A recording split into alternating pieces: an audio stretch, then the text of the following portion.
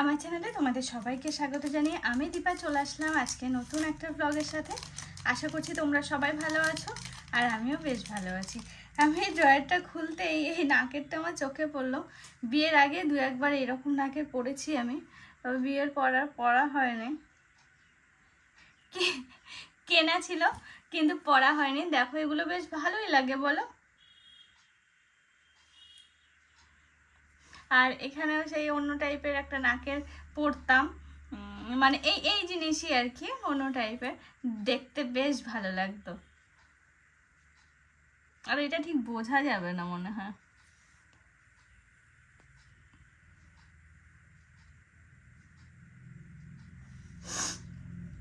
চলো আজকের দিনটা তোমাদের সাথে শুরু হলো আমার এই আয়নার সামনে থেকে। আশা করছি তোমরা সবাই ভালো আছো আর আমিও ভালো আছি। দেখো আজকে একটু শাড়ি পরলাম, আর এই শাড়িটা পরলে না কেন জানি না এই শাড়িটার মাধুর্য একটা অন্যরকম কিনা কে জানে।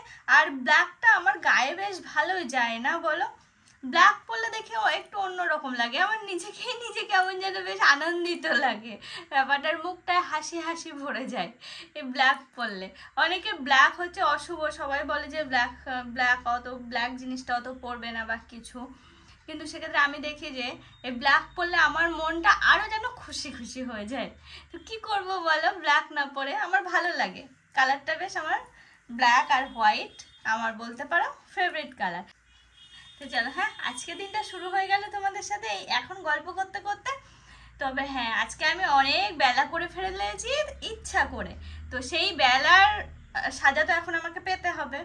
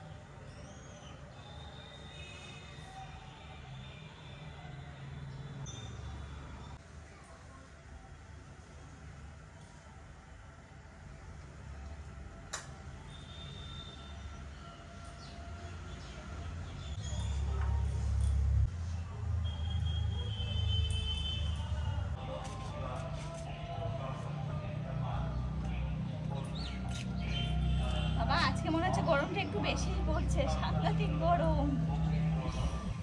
কি সুন্দর হাওয়া দিয়েছে বাইরে, তবে রোদটা একটু কম আছে কিন্তু গরম, বৃষ্টি তো হবে বিকালবেলা মনেই হচ্ছে। আর কি দারুণ হাওয়া দিচ্ছে।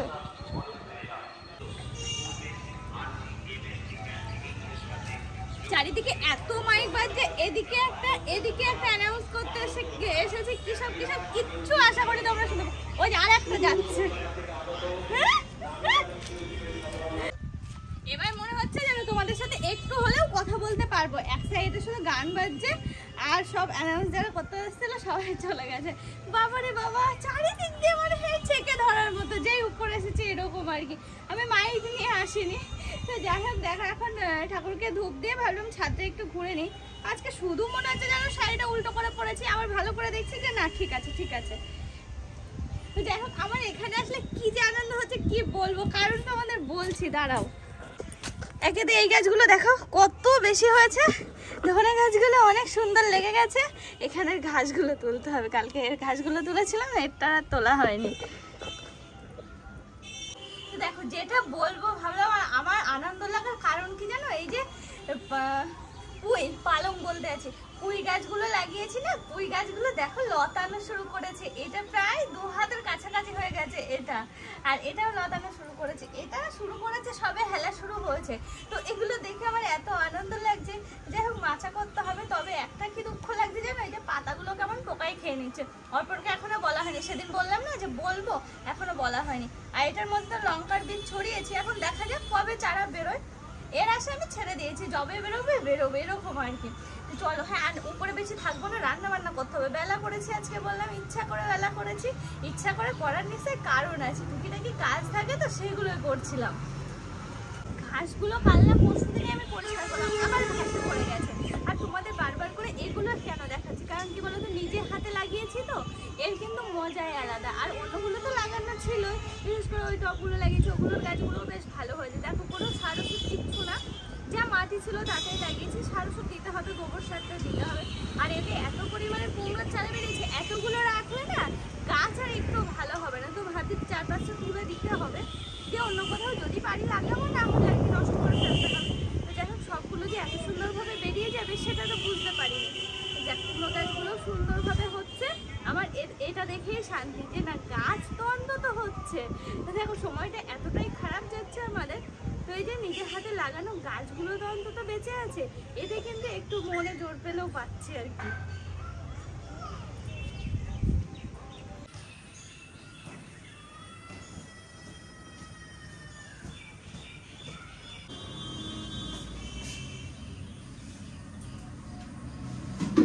দেখো আমি এখন ভাতটা চাপিয়ে দেবো, আগে ভাত চাপাবো, তারপরে পুজো টুজো যা করার সেগুলো করবো।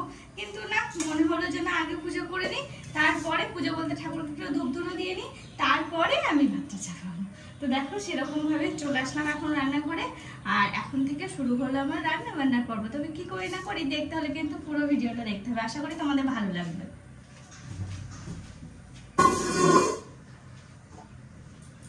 আগে আমি তরকারিগুলোই করতাম, কিন্তু কি হচ্ছে বলতো, অর্পণের কাছে ফোন করছি কখন আসবে ও নিজেই বলতে পারছে না। তো কি বলতো, ভাতটা যদি হয়ে থাকে না, তাহলে আমার অতটা চাপ থাকবে না। যাই হোক, একটা ডিমের অমলেট টমলেট করে ঘি দিয়ে খেয়ে নিতে পারবে।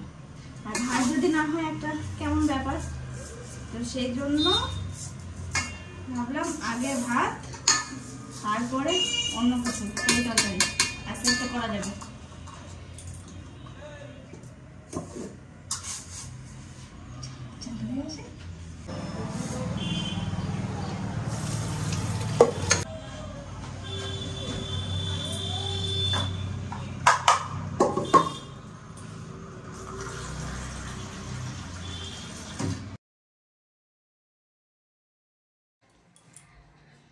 জানো, আজকে আমি উপরে গেছি, কি তাড়াহুড়ো করে তোমাদের সাথে কথা বললাম বলে বেশিক্ষণ একদমই ঘুরিনি, গেছি সাথে সাথে চলে এসেছি।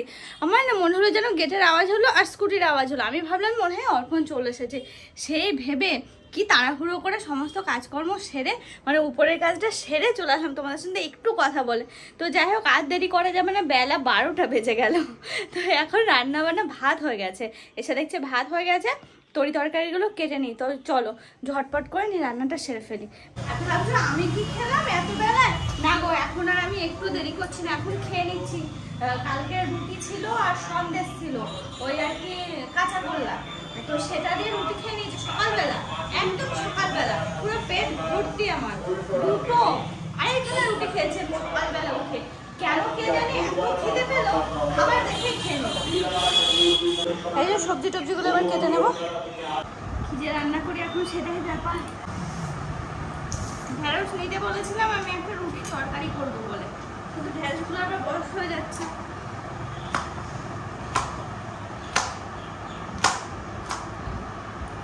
অল্প কটা করবো, বেশি না।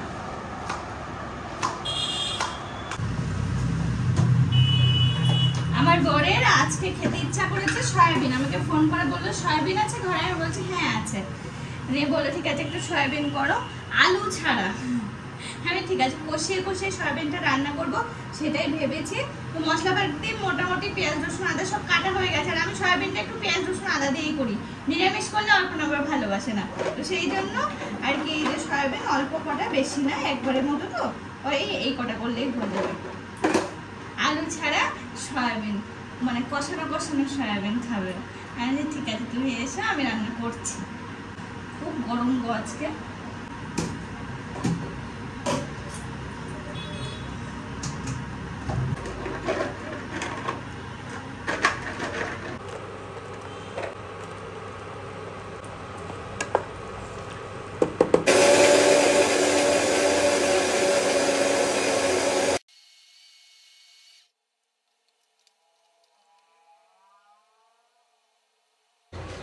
মশলাও করা হয়ে গেল।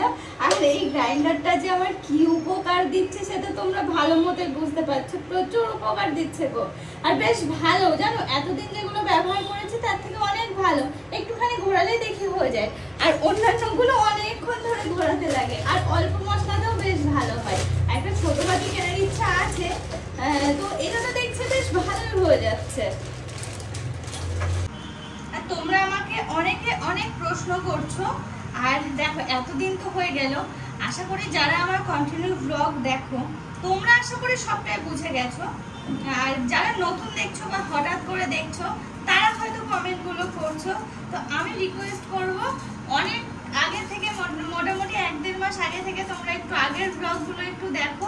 আশা করি সবকিছু তোমরা বুঝে যাবে। আমাকে আর ওরকম ভাবে কোশ্চেন করো না, কারণ বুঝতেই পারছো এই সমস্ত বিষয় সাংসারিক ব্যাপার, তো আমি চাই না আর কি যে কোশ্চেনের কোনো অ্যান্সার দিতে। তো সেই জন্য বলছি, তোমাদের যদি উত্তর জানতে লাগে তোমরা বেশ কিছু ভিডিও, আগের ভিডিও তোমরা একটু দেখো, আশা করি সবটা বুঝে যাবে।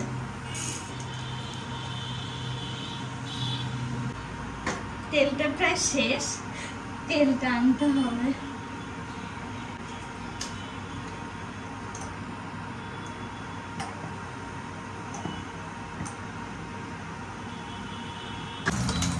আর ওদিকে 12টা বেজে গেছে, তো ওদিকে তো সয়াবিনটা খেতে চেয়েছে, তো সয়াবিনটা সেই জন্য সবার প্রথমে রান্না শুরু করে দিলাম।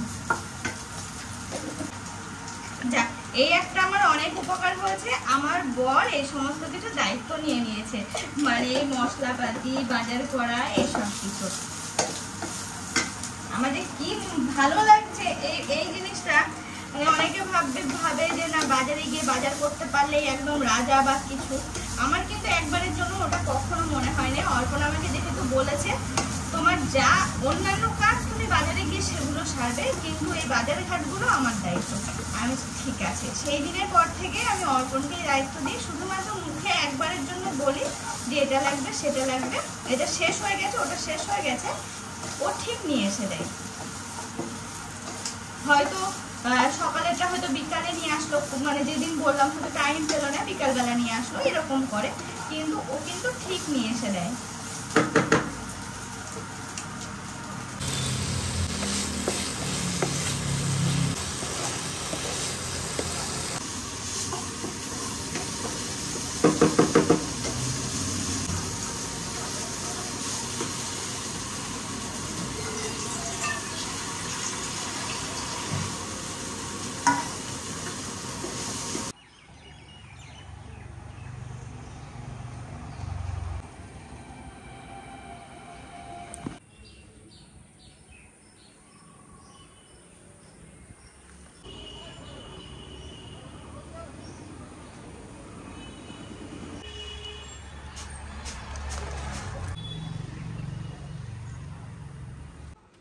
দুটো খুলে রয়েছে।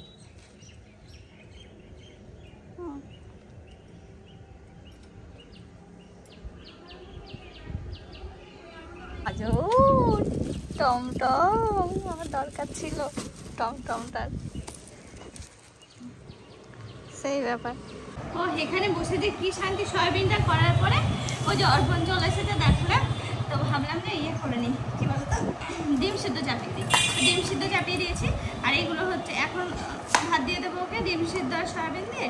আর দুপুরবেলার জন্য এই যে সব রেডি করছে।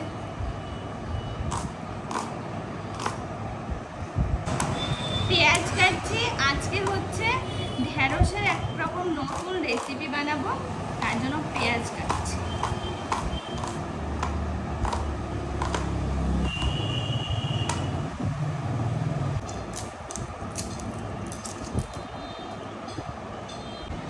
পুরো গিন্নি সেজে দিয়েছে, একদম খোপা টোপা বেঁধে।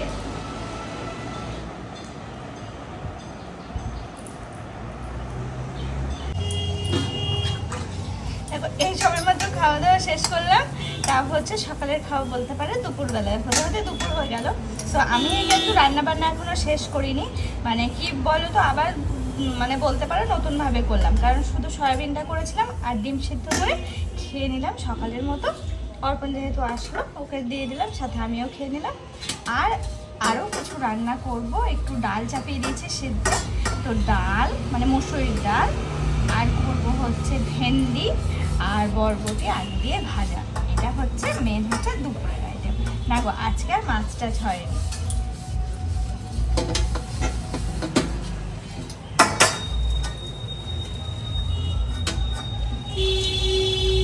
এটাও মেজে রাখলাম।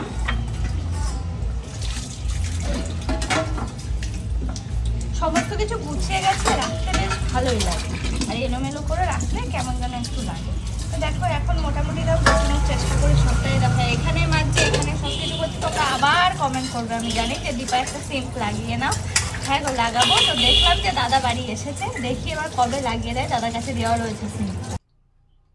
সত্যি কথা বলতে কি, আজকে আমার রান্নার সেই রকম মুড আছে, দেখলেই তো ওই সব কিছু রান্না করলাম। ওই সব কিছু বলতে একরকমই করেছি। তা বাদে এখন কিন্তু আমি আবার চলে এসেছি রান্নাঘরে, পুরো কোমর বেঁধে নিয়ে আমি এখন নামবো। তার কারণ এখন আমি তিন রকম রান্না করব। তো চলো প্রথমে শুরু করা যাক ভেন্ডি রেসিপিটা। আর ভেন্ডির রেসিপিটা দারুণ এক রকমের রেসিপি করব, জাস্ট ফাটাফাটি, শুধু দেখতে থাকো কি বানাই। বাবারে বাবা, এই ঢেঁড়স রান্না করতে গিয়ে আমার মোবাইলে তেল পুরো ভর্তি হয়ে গেল, পুরো তেল ছিটে ছিটে ছিটে ছিটে ছিটে ছিটে মানে সারা জায়গা ভর্তি হয়ে গেল। এই এতদিন রান্না করছে এখানে, এই প্রথম এত তেল ছিটলো এই ঢেঁড়স রান্না করতে গিয়ে। তাও তো শুধুমাত্র তেলের উপরে দিয়েছি ভাজার জন্য, আর কিচ্ছু না। আর এখন এই যে পেঁয়াজটা একটু লাল লাল করে ভেজে নিচ্ছে।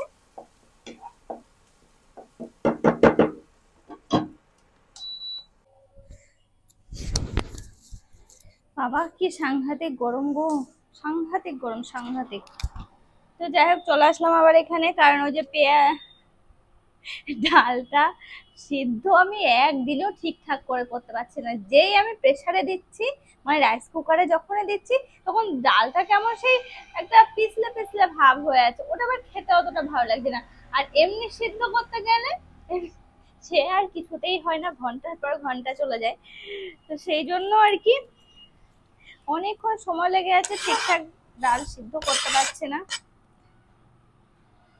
এখন এই যে এই টমেটো কুচি, তারপরে এই যে পেঁয়াজ, এগুলো যাবে না ওই ডালের মধ্যে, একটু ফোড়ন দেব। ফোড়ন মানে সাতলানোর সময় দিয়ে দেবো ডালের মধ্যে। ভেন্ডি তো আমরা সাধারণত একরকম ভাবেই খাই, এক দু রকম ভাবে, ভেন্ডি ভাজা নয়তো ভেন্ডি মানে সর্ষে ভেন্ডি।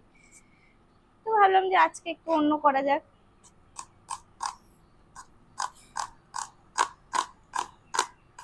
অর্পণ মানে বারণ করছিল, বলছে এখন করতে হবে না, ওই দু চারটে ভাত করে রাখবা, ব্যাস হয়ে যাবে। ভাত করতে তো আর অতটা ঝামেলা লাগে না।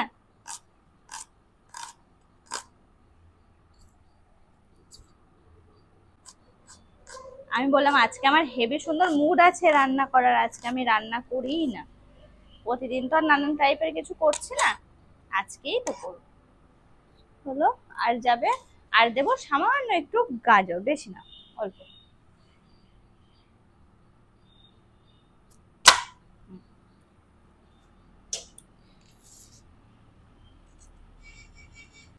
এদিকে গ্রেভিটা কিন্তু খুব সুন্দর হয়ে গেছে। আর এই যে ভেজে রাখা যে ঢেঁড়স ছিল না, সেই ঢেঁড়স গুলো এবার এর মধ্যে দিয়ে দিচ্ছি। এখন আমি কি রান্না করবো বলো তো, এখন হচ্ছে আলু আর বরবটি ভাজা। ভাতটা করে নেবো, ব্যাস হয়ে যাবে। আমার এই বরবটি ভাজাটা চাপিয়ে দিয়ে না, আমার একটু সামান্য কাজ আছে ছাদে, সেখানে যাব। তো সেটা করতে করতে আমার এদিকে বরবটি ভাজাটা হয়ে যাবে।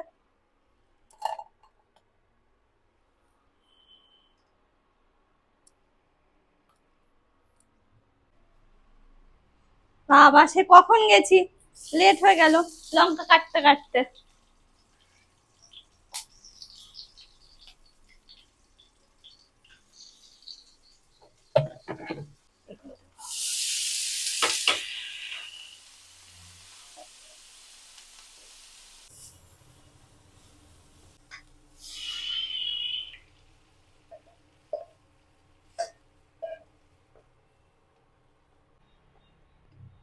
দেখেছি আজকে মুসুরির ডালটা কত কিছু দিয়ে রান্না করছি। টমেটো দিয়েছি, বিনস ছিল না বরবটি ছিল, বরবটি কুচি করে দিয়েছি। দেখো সবই তো সবজি না, সে বিনসই হোক আর বরবটি হোক, মানে দেখতে ভালো লাগলেই হলো আর খেতে ঠিকঠাক হলেই হলো। আর দিয়েছি হচ্ছে পেঁয়াজ আর গাজর, এগুলো দিয়ে আর ফোড়নের শুকনো লঙ্কা আর জিরে ফোড়ন দিয়ে ডালটা রান্না করছি। আজকে বললাম না আমার রান্নায় আজকে হেবি সুন্দর মন লেগেছে। তো দেখতে দেখতে কিন্তু বেজে গেল 3টে। বললাম না দুপুরে সকালের খাওয়া আমাদের হয়েছে দুপুরে। তো দেখো রান্না কিন্তু কমপ্লিট। ও হ্যাঁ, আরেকটা রেসিপি বেড়ে গেছে, সেটা আমি বলছি। এদিকে অল্প কটা ভাত চাপিয়ে দিলাম, ভাত অল্প কটা আছে আর অল্প কটা চাপিয়ে দিলাম। এই দেখো এখানে হচ্ছে পাকা পটল, এটা ভেজে রেখেছি শুধু ভাজা খাওয়ার জন্য আর মাখা খাওয়ার জন্য। এর সাথে একটু কাঁচা পেঁয়াজ, একটু কাঁচা লঙ্কা দিয়ে, একটু সর্ষের তেল দিয়ে মাখবো, কি দারুণ যে লাগে গরম ভাতে খেতে। তোমরাও মেখে দেখবা, হেবি সুন্দর লাগে। পাকা পটল মানে পটল এনে রেখেছিল 2-3 দিন হলো, পেকে গেছে পটলগুলো, সেগুলো আর কি হালকা একটু চিনি দিয়ে দিয়েছি যাতে হালকা হালকা মিষ্টি মিষ্টি লাগে। দারুণ খেতে লাগে, দারুণ মানে অপূর্ব। তোমরা অবশ্যই কিন্তু বাড়িতে এটাও ট্রাই করো, দেখবে খুব সুন্দর লাগে। একটু কাঁচা পেঁয়াজ দিতে হবে কুচিয়ে। ডালটা একটু ফুটুক, ওদিকে কাঁচা পেঁয়াজটা আমি রেডি করে নিই। হ্যাঁ, এখনো খাওয়ার টাইম হয়নি, এই সমস্ত কিছু কিন্তু থাক এখন। কি বলতো, কাঁচা পেঁয়াজ এখন কাটলে না গন্ধ হয়ে যাবে, তো সেই জন্য এখন থাক, পরে। আর এই যে মসুরের ডাল আমার কিসে লেগেছে আমি জানি না, মসুর ডাল কিছুতেই সিদ্ধ করতে পারছি না। আর যখনই এটাতে সিদ্ধ করছে তখন বেশি সিদ্ধ হয়ে যাচ্ছে, সে পিছলে পিছলে একটা ভাব হয়ে যাচ্ছে, ওটা আর খেতে ভালো লাগছে না। তো সেই জন্য এই ইন্ডাকশানে যতটুকু হচ্ছে অনেকক্ষণ ধরে ফুটিয়ে ফুটিয়ে সেরকমই করার চেষ্টা করছি। গরম লেগে গেল, ফ্যানের চার্জ শেষ। রান্নাবান্না সবকিছু কমপ্লিট হয়ে গেছে, এমনকি বাসন টাসন সবকিছু মাজা হয়ে গেছে, জায়গা পরিষ্কার টরিষ্কার সব মানে সমস্ত কাজকর্ম শেষ হয়ে গেছে। এখন এই যে এই জায়গাটা ঝাড় দিচ্ছি, আর ঝাড় দিয়েই বা কি হবে, এই যে ঝিরঝির করে হাওয়া হচ্ছে, বাইরের পাতা টাতা পুরো ভর্তি হয়ে গেছে। আজকে এই জায়গাটা মুছলাম, দেখে কেউ বলবে না, পাতায় পুরো ভর্তি হয়ে গেছে ওই সাইডগুলো। যাই হোক, ওয়েদারটা কিন্তু খুব সুন্দর হয়ে গেছে, কারণ বাইরে কিন্তু বৃষ্টি শুরু হয়ে গেছে। ওই যে কি হারে গরমটা না পড়লো, তারপর গরম পড়ার সাথে সাথে বৃষ্টি, বেশ ভালোই হচ্ছে, রোজ রোজ বৃষ্টি হচ্ছে।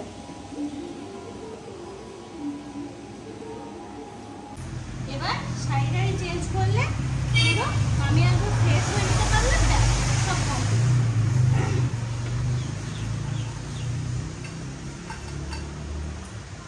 ভাগ্যে সেই সাইডে এইরকম ভাবে আসলাম, গোলাপগুলো শুকিয়ে গেছে, ফেলতে হবে, এক্ষুনি ফেলে দিই।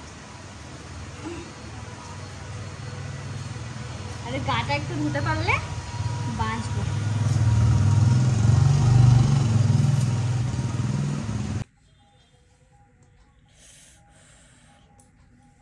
ফ্রেশ হয়ে তো চলে এসেছে, অনেকক্ষণ হলো।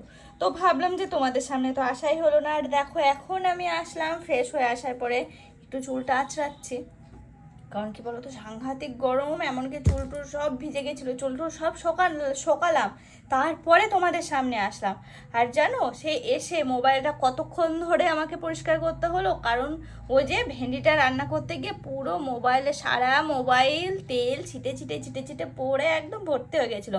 এমনকি রান্নার ওই জায়গাটাতেও আমাকে স্কচ ব্রাইট দিয়ে অনেকক্ষণ ধরে ডলে ডলে পরিষ্কার করতে হচ্ছে, নয়তো কি বলতো তেলটা আটকে গেলে না আবার পরের দিন পরিষ্কার করতে একটু মানে টাইম বেশি লেগে যাবে।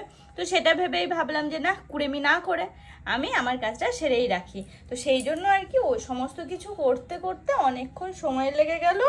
এখন আমি ফ্রেশ হয়ে ভাবলাম তোমাদের সাথে একটু গল্প করে নিই।